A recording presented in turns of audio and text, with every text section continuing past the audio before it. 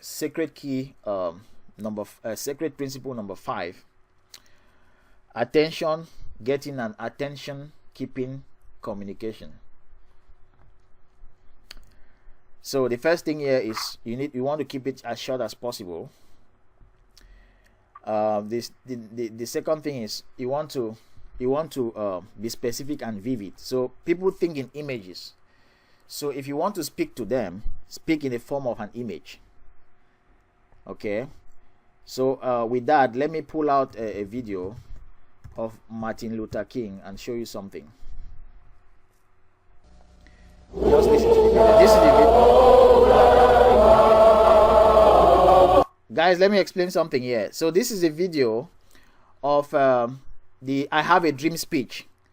So the march on Washington on August 28, 1963, where Martin Luther was complaining on behalf of blacks that blacks are being marginalized in the US. Okay, I want you to listen to how Martin Luther speaks, how he uses images. So when I talk about people thinking in pictures, most of the time when you say something and it doesn't create an image in somebody's mind, you are not communicating. So most of the time, 80% of the communication we do is lost because our audience is not getting what we are saying, because there's a lot of ambiguity in what we say. So I want you to watch this, and when you watch it, I'll comment on some of the things.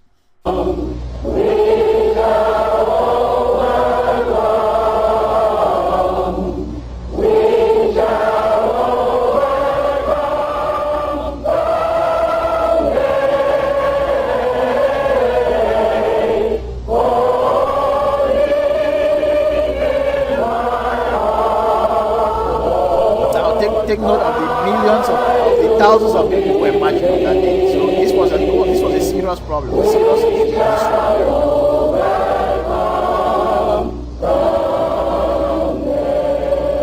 If you are getting the video and you are getting the sound, say yes. At this time, I have the honor to present to you the moral leader of our nation. I have the pleasure to present to you Dr. Martin Luther King, Jr. Guys, say yes if you are getting the video. I am happy to join with you today in what will go down in history as the greatest demonstration for freedom in the history of our nation.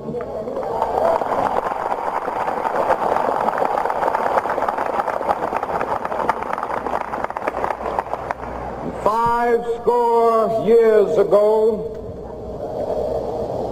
a great American in whose symbolic shadow we stand today signed the Emancipation Proclamation. This momentous decree came as a great beacon light of hope to millions of Negro slaves who had been seared in the flames of withering injustice. It came as a joyous daybreak to end the long night of their captivity. But okay, guys, did you hear the phrase during the long night of their captivity? Say yes. Okay, now let me continue. 100 years later. So did you hear the phrase 100 years later? I want you to take note of that phrase. How many times he will repeat that phrase 100 years later? And I'll explain why he does that. The Negro still is not free. 100 years later, the life of the Negro is still sadly crippled by the manacles of segregation and the chains of discrimination. Okay, let's go back to the presentation. Okay. Now, you see, in the presentation, he said, but 100 years later, the Negro is still not free. Okay, 100 years later, he repeats 100 years later, the lives of the Negro is still sadly crippled by the manacles of segregation and the chains of discrimination. Now, take note of these words. The lives of the Negro is sadly crippled by the manacles. The key word here is manacles of segregation. You know what they call manacles? These are like handcuffs.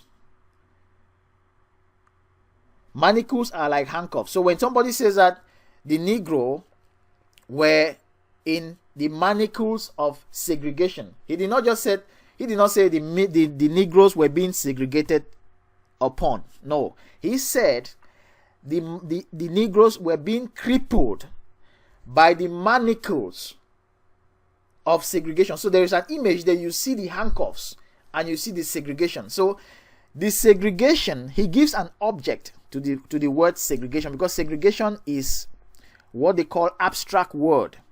So in other words, there is no image in somebody's mind when you talk about segregation. But when you link segregation to manacles, handcuffs,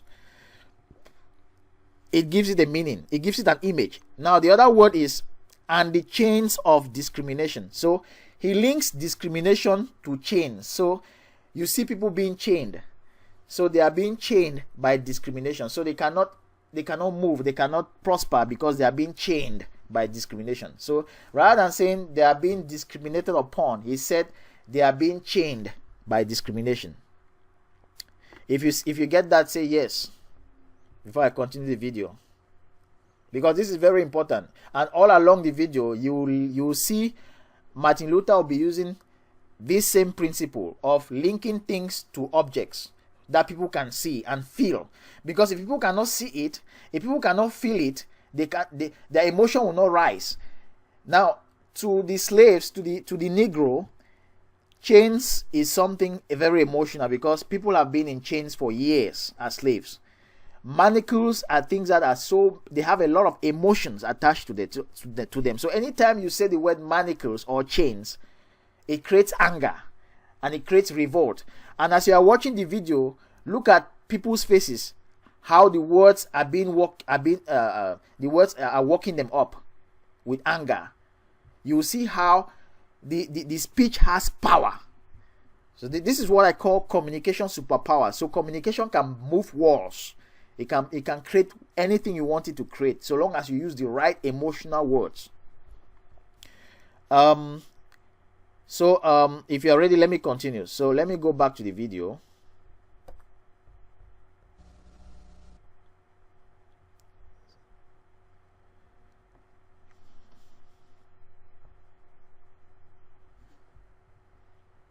Are you getting the video?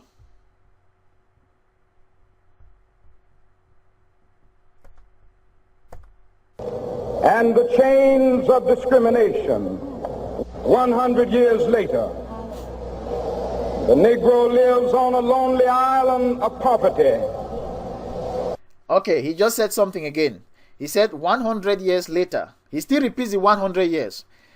The Negro lives in an island of poverty. Now, if you know what an island is a piece of land in the center of the ocean. He gives you that image of the island, and he tells you that you are there in that island, nobody can reach you, and you are poor. This is so powerful. Okay, let's continue. In the midst of a vast ocean of material prosperity, 100 years later. And he says that you are in that island, whereas you are being circled by an ocean of abundance, but you are poor, you have been forgotten in that island. Meanwhile, all around you is a vast ocean of prosperity. He did not just say all around you is prosperity. He said all around you there is a vast ocean of prosperity. Powerful. It creates images. The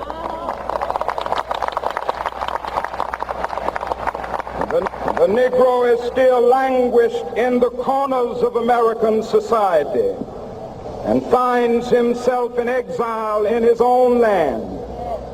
And so we've come here today to dramatize a shameful condition. In a sense, we've come to our nation's capital to cash a check. when the architects of our republic. Okay. guys, listen to what he says here. He says, we've come here to cash a check. We've come here to cash a check from the architects of our nation.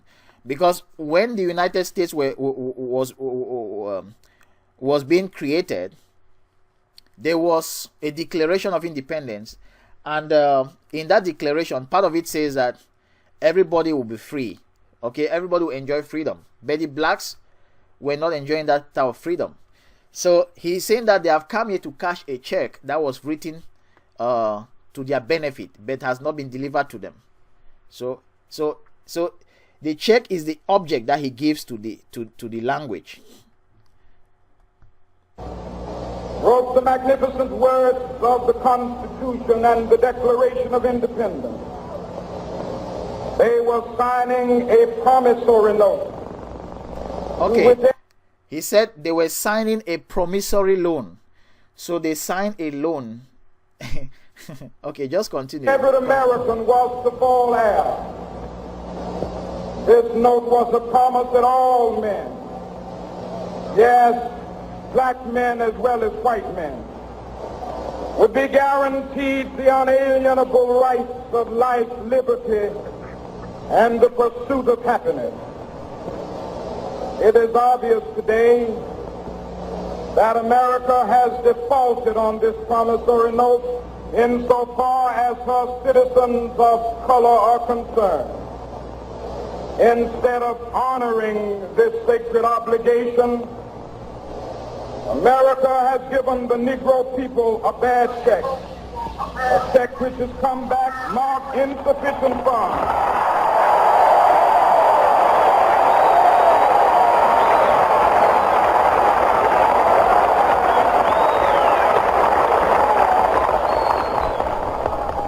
But we refuse to believe that the Bank of Justice is bankrupt.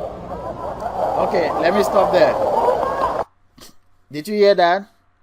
He says, but we refuse to believe that the Bank of Justice is bankrupt. What's a bank? A bank is somewhere that people keep money. So he is using the bank and saying that, okay, we believe that the Bank of Justice. So it's like you take justice and put in a bank, and you are telling me that, okay, our Bank of Justice is bankrupt. No. Give us more justice because the bank is full of justice. Give us justice. You cannot tell us that the bank is bankrupt. So all of these things, it helps to create images in people's minds. And it makes the whole conversation interesting. We refuse to believe that there are insufficient funds in the great vaults of opportunity of this nation. Then he says, we refuse to believe that there are insufficient funds. Guys, have you ever gone to the bank and you want to pull out some money and you get the message that insufficient funds? Do you know how crazy it is? There is an emotion that's linked to that experience. So he's triggering that emotion when he says we cannot believe that there are insufficient funds. Let me play it again.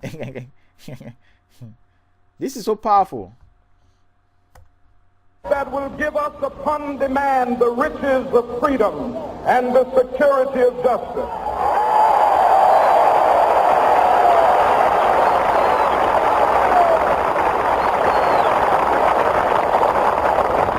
We have also come to this hallowed spot to remember justice is bankrupt. Okay, let me take it over. We refuse to believe that there are insufficient funds in the great vaults of opportunity of this nation. Okay, did you hear that? He said, we refuse to believe that there is insufficient funds in the great vault of opportunities of this nation. Now, a vault is a place in the bank where all the huge amounts of money is being kept. So you cannot tell me that there is insufficient funds when there is funds in the vault. So he says we cannot believe that the vault of opportunities has insufficient funds.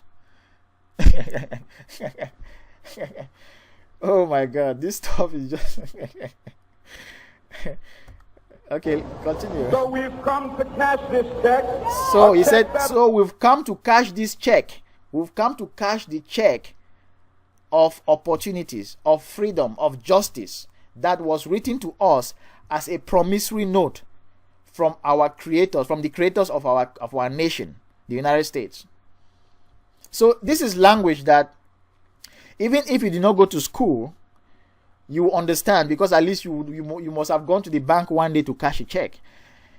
You don't need to go to Harvard to understand this type of communication. This is the power of influential communication, because as I've said, most communication, 80% of it is lost. You don't want even 1% of your communication that's intended to give you a high-paying job to be lost. That's why you need to know how to communicate in ways that is very vivid. Will give us upon demand the riches of freedom and the security of justice.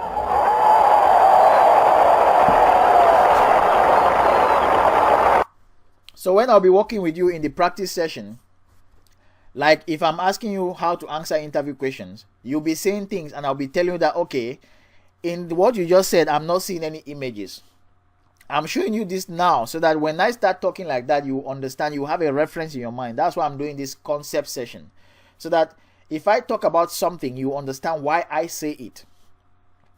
This is one of the greatest speech in the world since the existence of man, because of the way this guy did the speech. Okay? It's one of the most watched speeches on YouTube. Guys, are you getting me?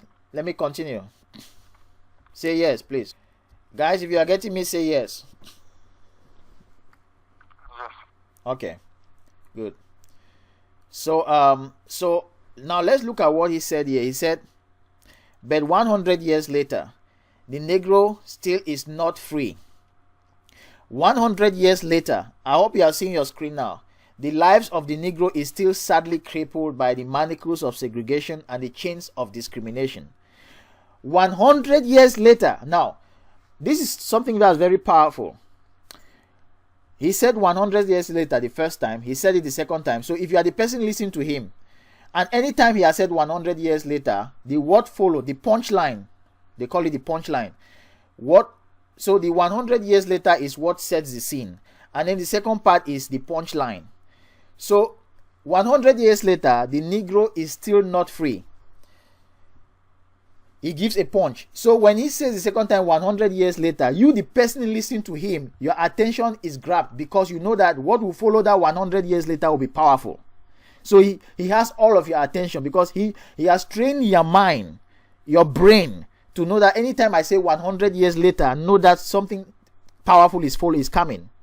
So he said, that's why if you listen to the speech, if you listen to the speech very well, when he says 100 years later, you will hear some lady says, because they know that what is coming is powerful. So the third time he says, 100 years later, the Negro lives in the lonely island of poverty. And he goes on and goes on and goes on with the 100 years later. I will show you how to use what I call the hook, because the 100 years later here is like the hook. How to use it when answering interview questions. Place the hook and then give the punchline. I will show you all of this technique, how you can use them, so that you become so natural and powerful with everything you say. So let me continue. So this is another example here that I talked about, that he talked about in the video. He said, but we refuse to believe that the Bank of Justice is bankrupt. And then he said, no, we are not satisfied and we will not be satisfied. So he repeats words until justice roll down like waters and righteousness like a mighty stream. You see, he's always linking, because justice is an abstract word. In other words, when you say justice, there's no firm image in the mind. But when you say, I want justice to roll like waters, I see water. I see abundance of justice. I see more justice in large amounts. So it's like he doesn't want you to misunderstand. He's really about saying that I want extra large volumes of justice. Okay. And he says, I want righteousness, so I want people to be treated rightly. I want righteousness to flow like a mighty stream.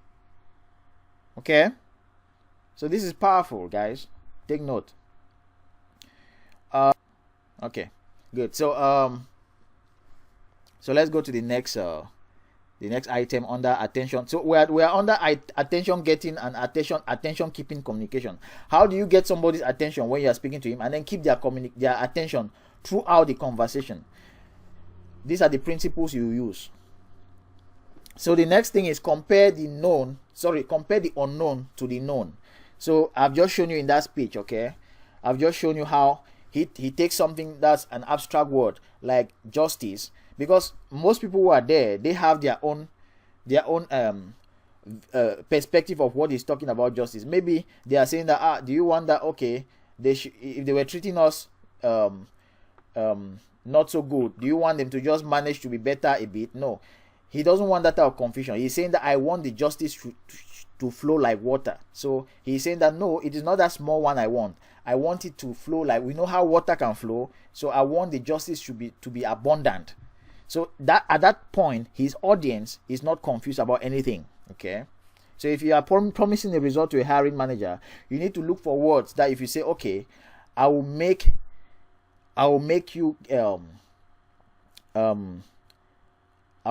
help increase your efficiency of your trucks. Efficiency of your trucks is an abstract word. You can, instead of saying that, you can say, I'll make you have 5 trucks entering the factory every day from deliveries from customers. So when I see entering every day, I see the trucks getting through the gate and entering. So that's an image statement, because there is no confusion. But when you just say, I will increase the efficiency of your deliveries, I don't get it. But if you say, okay, I will increase your delivery of the delivery of the trucks, so that your customers will call you, tell you that you are the best director I've ever seen in this company. So they will visualize that somebody is calling them on the phone and saying that you are the best director. So that's an image. That's how you communicate, so that the person can feel the emotion. Once you can feel the emotion of somebody thanking them that you are the best director, that's the emotion that they will use to call you for an interview, because that's what they want. So I'll show you all of that. So I just said compare the unknown to the known. So compare. The mind can only comfortably accept what matches its present level of awareness. So everybody has cells of recognition in their mind. All of us have seen water flowing down the stream. We've seen a mighty stream. So when Martin Luther King says that I want justice to flow like water, all of us gets it, even if we've not been to Harvard. Okay. So he is comparing the unknown, which is justice, because people might not even know what it means. So I mean, okay, so the next thing is express a solid opinion. Express a solid opinion. Use counter intuitiveness. I'll show you what Bob Proctor said in a video here, but let us just read what he said here. He said, you don't get energy, you release energy. Now that's a counterintuitive statement. Most people think that you have to eat enough, you need to rest enough before you can have energy. But Bob Proctor is saying that you don't get energy. Instead, energy is already inside you. You release that energy as your desire increases. So if you really like something, you find the energy inside you to do it. Okay? So it's like I've been preparing these sessions. I've had very little sleep since I started preparing this session. Not that I felt tired after not sleeping. No, I did not feel tired. I just had a lot of surge of energy from inside me because I like this stuff. Okay? The energy is already inside you. So what Bob is saying here is true, but it's counterintuitive, because it's against what the majority thinks.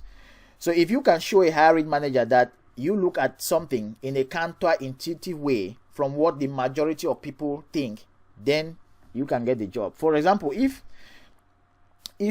most let's say you are trying to appeal to the attention of a director who knows that, okay,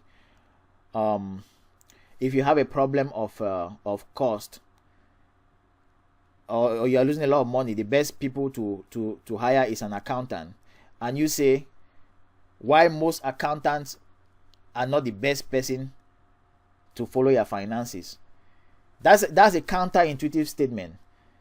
I want you to come and explain in an interview why you think that is true.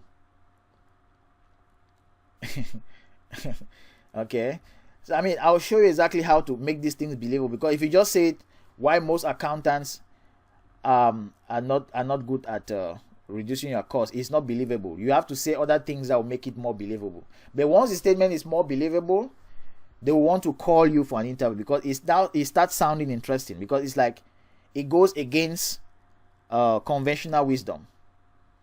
Okay, like I use this type of statement at the beginning of my letter. I told you that why everyone is dead wrong about how to approach any job.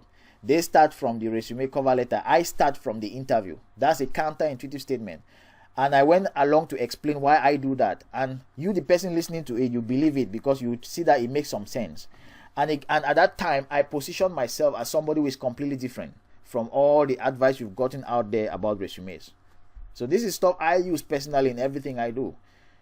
So again, it goes back to the principle of influential communication that says that people want something that's different and is unusual. So if you go and be talking about things that people already know, the hiring manager already know, you become less interesting to them. So if you are getting me, say yes.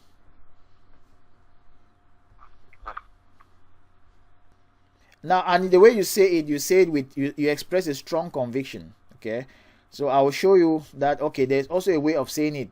If you are saying something that's counterintuitive, you don't just say, you don't get energy, you release energy. No, you say it with a tone of voice that tells the person who is listening to you that you yourself believe what you're saying. So that's my intention of showing you this video, so that you see that when he said it, the way he said it, the tone of voice, the visual expression showed that he believed what he was saying. You know, well, the little restaurant in here where we're staying in the spa is kosher. This is Bob Proctor speaking. I one thought, of my best oh, teachers. this is kosher. I thought, well, this is good. Kosher's good. You see? But think, what is kosher? Kosher is a habitual way of preparing.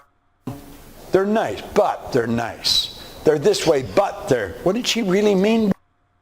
That's where the paradigm comes now. I'm going to show you how the paradigm is formed. Video, okay? So why you speak the language you speak, why you eat the food you eat, why you dress the way you dress, why you do what you do, why you earn the amount of money you earn. How we live. I'll be 79 on my next birthday. I got more energy than most people that are 29. How come? Okay, you guys, let me just listen to what he just said. He said, before I play the video, listen to what he said. He said, I am 79, but I got more energy than people who are 29. Okay? The reason for that is that he repeats words so that it's easier for the mind, for the brain to capture. So instead of saying that I'm 79 and I have more energy than people who are 27, it creates a lot of confusion for the brain. But it's better to compare 79 to 29. Okay, it just makes it a rhyme. It sounds like music. So the great speakers sound like musicians. If you listen to great speakers, you become addicted to them because the way they speak, it sounds like music. Okay, so let me play it again so that you can listen to how we live. I'll be 79 on my next birthday. I got more energy than most people that are 29. How come? I'm supposed to slow down, aren't I? Isn't that the idea? That's the idea I was raised with. You know what I did? I changed the idea. I don't want to slow down. I want to speed up. The longer you live, the more you should know. The more you know, the more energy you should have. We don't have to buy. Okay, listen to this. He's about to go into a very important point. He says the more you live, the more you study, the more energy you get. Because the more you know, the more you become confident, the more energy you get. So the more you grow older, the stronger you become. So he's using a counterintuitive series of statements here, and he's proving them. So he says that the fact that he studies a lot and it expands his mind. He becomes younger than somebody, and if he feels younger than even somebody who is 29. So he's proving that, okay, contrary to popular opinion that says that when you grow, when you get age, you become less strong. It's the contrary. He gets stronger because he studies more. So it increases his energy, because it is energy that makes people to look strong. Is energy and desire. So he's trying to explain that, but let me allow the video to play so that you get the explanation yourself. And listen to his voice and his gestures. The longer you live, the more you should know. The more you know, the more energy you should have. We don't have to buy into these ideas that have been around a long time. We can stop and think. We're creative beings. God gave us faculties that we can create our own world. Well, I'm going to start to show you how. Now, Eric Hoffer was speaking on a program in Chicago many years ago when I was just starting to understand. Okay, guys, let me